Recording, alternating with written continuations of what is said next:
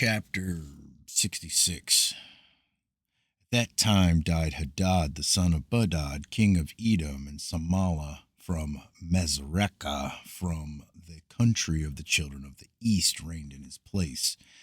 In the 13th year of the reign of Pharaoh, king of Egypt, which was the 125th year of the Israelites going down into Egypt, Samalah had reigned over Edom 18 years.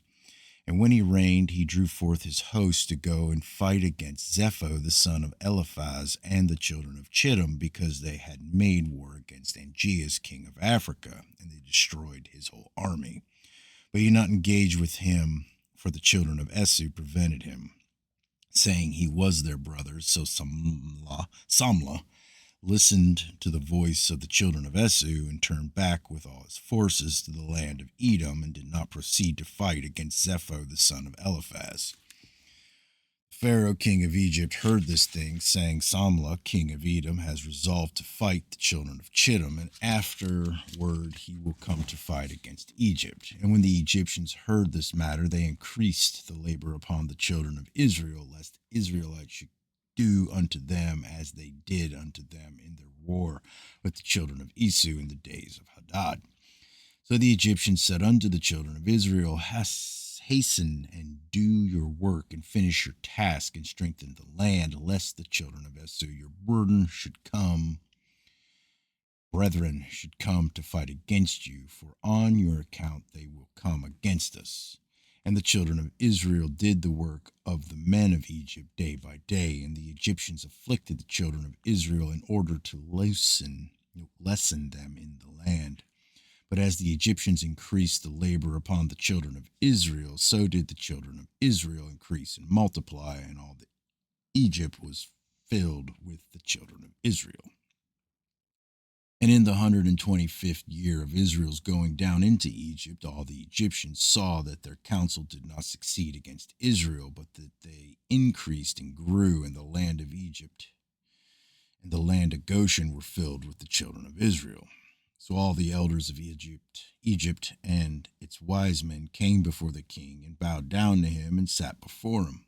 And all the elders of Egypt and the wise men thereof said unto the king, May the king live forever. Thou didst counsel us the counsel against the children of Israel, and we did unto them according to the word of the king.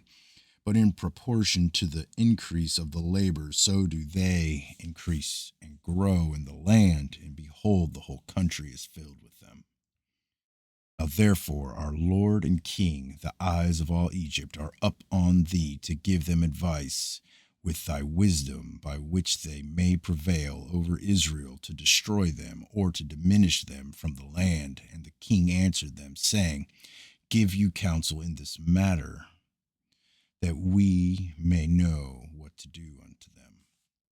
And an officer, one of the king's counselors, whose name was Job, from Mesopotamia in the land of Uz, answered the king, saying, If it please the king, let him hear the counsel of his servant. And the king said unto him, Speak. And Job spoke before the king, the princes, and before all the elders of Egypt, saying, Behold, the counsel of the king, which he advised formerly, respecting the labor of the children of Israel, is very good, and you must not remove from them that labor forever. But this is the advice counseled by which you may lessen them, if it seems good to the king to afflict them. Behold, we have feared war for a long time, and we said, When Israel becomes fruitful in the land, they will drive us from the land if a war should take place. If it please the king, let a royal decree go forth, and let it be written in the laws of Egypt, which shall not be revoked, that every male child born to the Israelites, his blood shall be spilled upon the ground.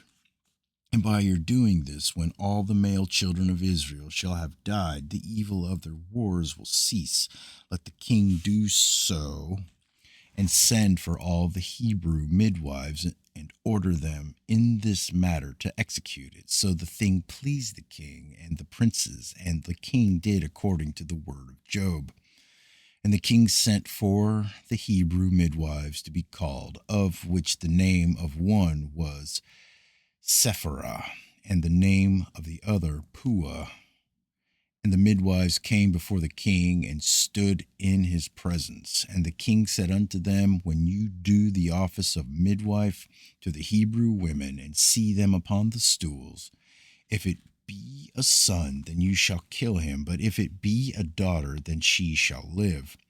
But if you will not do this thing, then will I burn you up and all your houses with fire. But the midwives feared God and did not hearken to the king of Egypt, nor to his words. And when the Hebrew women brought forth to the midwife son or daughter, then did the midwife do all that was necessary to the child and let it live. Thus did the midwives all the days. And this thing was told to the king, and he sent and called for the midwives.